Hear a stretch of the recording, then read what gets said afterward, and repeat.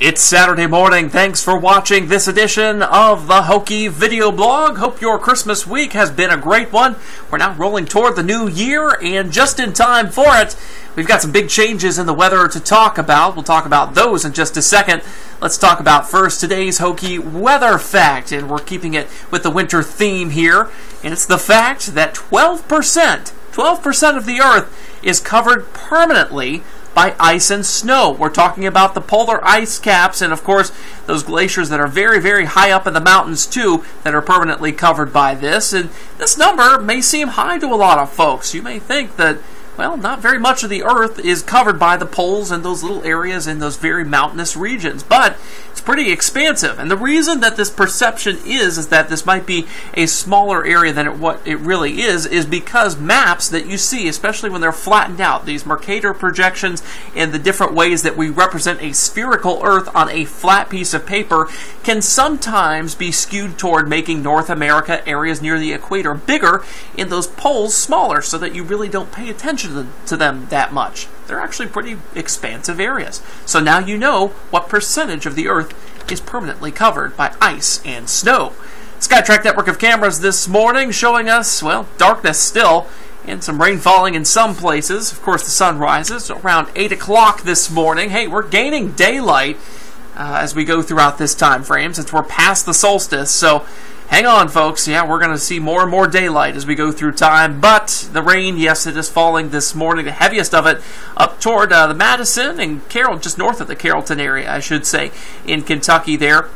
Lighter showers as you work your way down toward E-Town, Litchfield. And really, folks, this is it for the morning rain. Pretty thin area of rain moving through. It really did overachieve quite a bit with those yellows you see there. It was expected to be a little lighter than that, but it doesn't throw off the forecast much because we're still going to have the heavier, steadier rains coming in this evening. You can see areas of low pressure along a cold front out to our west that's going to be moving in as we go throughout this evening and the overnight. This area of rainfall beginning to gather down toward Arkansas. That's going to be steaming its way on into the region as we go throughout tonight.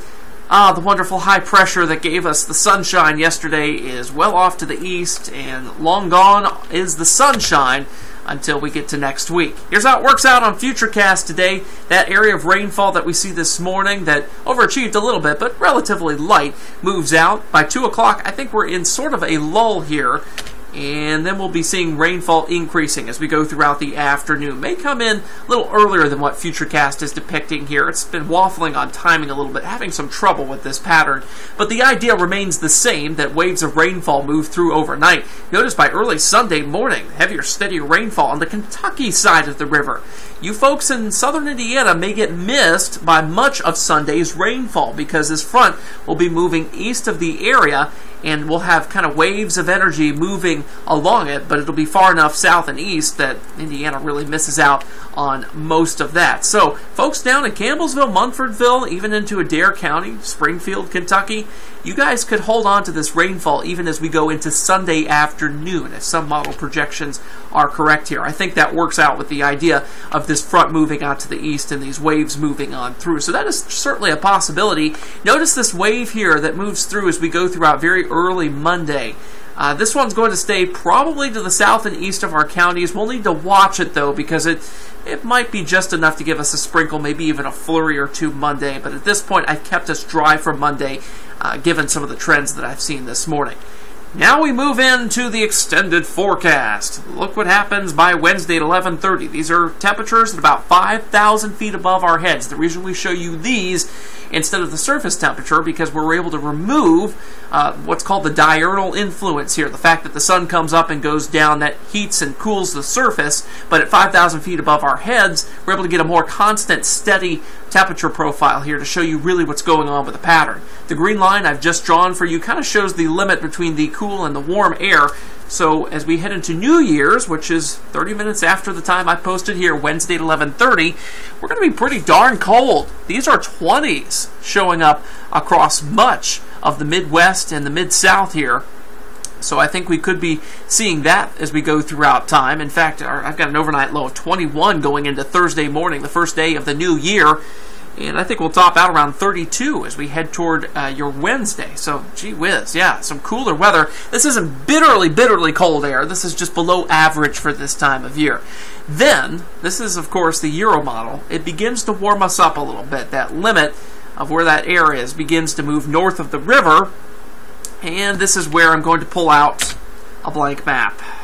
Why am I pulling out a blank map? I need to do some drawing, because we got a system as we go throughout Friday, just after the new year, Friday into Saturday, maybe even toward the weekend, that we need to talk about.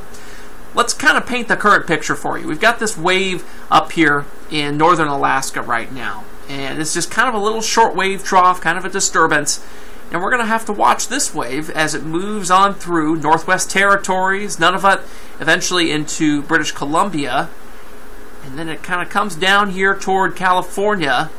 And what happens when it gets down toward, I would say, just west of Las Vegas, is that the main jet that's powering this down here begins to split off. So it splits it off. So the main jet kind of continues out this way, and we get the area of low pressure that gets split off down here at the mid-levels of the atmosphere. So what happens here at this point, and this would be about, I'd say, Friday, or not Friday, I should say, this would be about Wednesday as we're going into the new year. We get an area of high pressure over here, out in the Pacific, and we get this low pressure that's split off from the main flow over Nevada, pretty much. So you've got what's called a Rex block right here, pretty much area of high pressure over top an area of low pressure.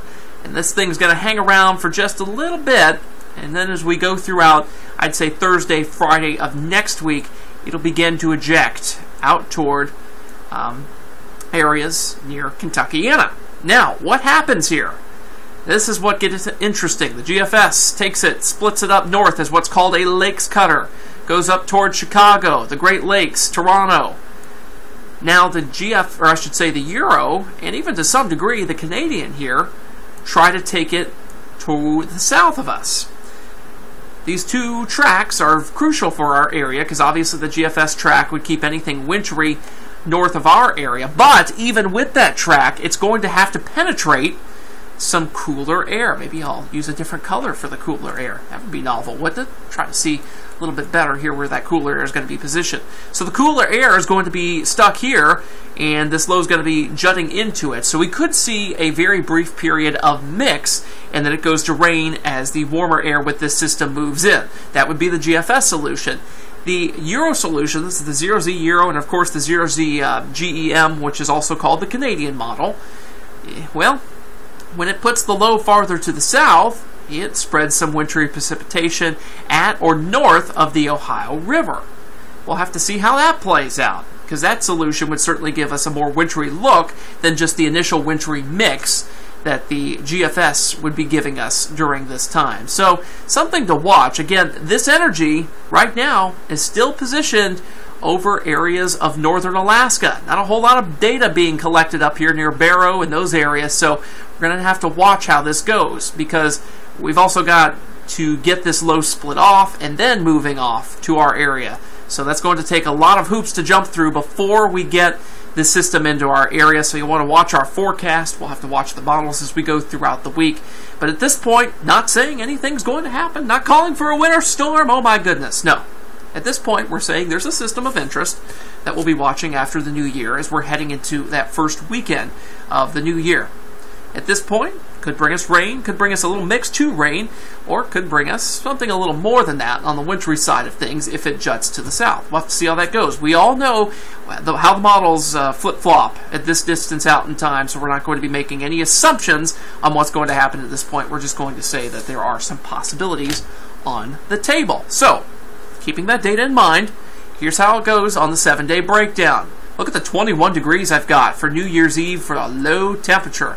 Zoinks. Yeah, that's going to be a cold one. If you've got maybe some outdoor activities planned New Year's Eve, trying to get in and out of your car, and a New Year's party is going to be activity to bundle up for. But look what happens by Friday. I've got the mix possible here. That's what I'm going with 40 degrees at this point. well, don't want to show that graphic because that's a leftover one from Christmas, but you get the idea. 40 degrees is going to be the high temperature in our forecast until we get a little bit better agreement here. We may have to lower that at this point. We'll have to see how that goes. Otherwise, it's a pattern to watch as we head into 2015. Hope you have a great Saturday. Kevin Harned's here tonight in for Andy Weingarten. You'll see him on the 6 and 11 o'clock news. I'll be here tomorrow morning on Wave 3 News Sunrise starting at 5. Have a great Saturday.